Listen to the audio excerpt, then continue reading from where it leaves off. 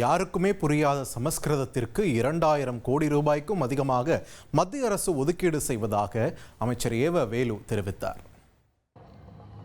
திராவிட இயக்கத்துடைய தலைவராக இருக்கிற பெருஞ்சண்ணா, தந்தை பெரியார், என் தலைவர் கலைஞர் 20ஆம் நூற்றாண்டிலே இவர்கள் தமிழை வளர்த்திருந்தாலும் கூட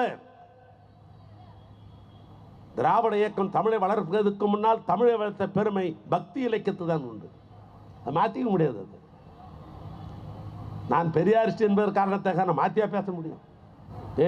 அங்கே சமஸ்கிருதத்துக்கு இந்தியும் சொல்லிக் கொடுக்குறான். நம்முடைய தமிழ் பண்பாட்டுக்கே ஆகாத ஒன்று அங்கே வந்து கேட்காத, வேற எங்கனாலும் சொல்லி நான் செய்கிறேன் அப்படி தான் நான் சொல்லுவேன். நான் என்றைக்கும் அந்த தவறை செஞ்சதே கிடையாது. யாராவது செய்திருந்தால் திருத்திக் கொள்ளுங்க. இப்போ கோட்டாவே கிடையாது, அது வேற விஷயம். தமிழ்நாட்டில் இருக்கிற ஒரு பள்ளிக்கூடத்தில் தமிழ் கிடையாது, பயிற்று மொழி கிடையாது. இது வடவருடைய படையெடுப்பு இல்லையா? அதனால் தான் சொல்லுகிறேன், ஏதோ பள்ளிக்கூடத்தில் சிலபஸுக்காக மட்டுமல்ல, கல்லூரியில் இருக்கிற இந்திய திணிக்கிறார்கள் என்கிற அந்த சிலபஸுக்கு மட்டுமல்ல, ஜிஎஸ்டி என்ற பெயரில் இங்கே வரிகள் நீங்கள் வசூல் செய்கிறீர்கள். இன்னும் சொல்ல போனால் தமிழ்நாட்டில் தான் ஜிஎஸ்டி வரிகள் 2ஆம் இடம் வசூல் பண்றது. நம்ம இடத்துல வாங்குகிற ஜிஎஸ்டி பணத்துக்கு நம்முடைய தாய்மொழியான தமிழை வளர்ப்பதற்காக அவர் நமக்கு திரும்ப கொடுப்பது 167 கோடி. யாருக்குமே ஒன்றே புரியாத மொழி சமஸ்கிருதம். ஆனால் அந்த சமஸ்கிருதத்தை வளர்ப்பதற்காக நம்முடைய வரிப்பணத்திலிருந்து செலவு செய்வது 2425 கோடி ரூபாய் சமஸ்கிருத வளர்ச்சிக்காக இந்த ஒன்றிய அரசாங்கம் செலவு செய்து கொண்டிருக்கிறது சொன்னால், இப்போ மொழியை காப்பாற்ற வேண்டிய கடப்பாடு நமக்கு இல்லையா? சமஸ்கிருதம் யாருக்காவது புரியுதா? யாராவது 2 பேர் இளைஞர்கள் காதலிக்கிறான்னா சமஸ்கிருதத்தில் காதலிக்க முடியுமா? அன்பே ஆறு உயிரே அப்படின்னு தமிழில் சொல்லலாம்.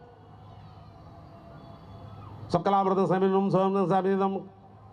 கல்யாண வீட்டுக்கு போனீங்க அப்படின்னு சொன்னீங்கன்னா, நீ நல்லா கவனிக்கணும். கல்யாண வீட்டுக்கு போனீங்கன்னா கன்னிகாதானம் சமர்ப்பியாமி, கோதானம் சமர்ப்பியாமி, பூதானம் சமர்ப்பியாமி. யாருக்குடா என்னடா புரியுது? நம்மளும் பார்த்தா நாட்டார் 10 ரூபா எடுத்து வச்சுருப்போம். அது வேற புரியாது. யாருக்கா புரியுமா? இப்போ முத்தம், முனியம், முன்சாமி, கோன்சாமி எல்லா பேரும் இன்றைக்கு மருத்துவம் படிக்கிறோம் என்று சொன்னால், இந்த சமஸ்கிருதம் கூடாது என்று போராடியவர்கள் 3 பேர். ஒன்று தந்தை பெரியார், பேரறிஞர்னா என் தலைவர் கலைஞர்.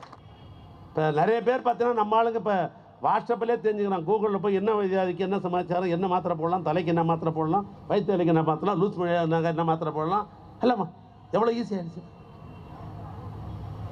காரணம் தமிழ்நாட்டுடைய கொள்கை. என் தாய்மொழியான தமிழை நான் மறக்க முடியாது. ஆனால் எங்கள் வீட்டு பிள்ளைகள் இங்கே இருக்கிறான்னு சொன்னால் அவன் வெளிநாட்டுக்கும் போக வேண்டிய கடப்பாடு இருக்கிறது. ஜப்பானில் போய் சம்பாதிக்கிறான் கை நிறைய, ஜெர்மனுக்கு போய் சம்பாதிக்கிறான், அமெரிக்காவில் ஐடியில் போகணும். இதன் மூலமாக பல கோடி ரூபாய் டாலராக இந்திய பொருளாதார வளர்ச்சிக்கு வருகிறது. அந்த இந்திய பொருளாதாரத்துக்கு முன்னேற்றுவதிலே தமிழ்நாடு இன்றைக்கு இருக்கிறது என்று சொன்னால், அருமை நண்பர்களே, இப்போ யோசித்து பாருங்க, சமஸ்கிருதம் தேவையா? தந்தி டிவியை உங்கள் கேபிள் டிவி ஆபரேட்டரிடம் இலவசமாக கேட்டு பெறுங்கள்.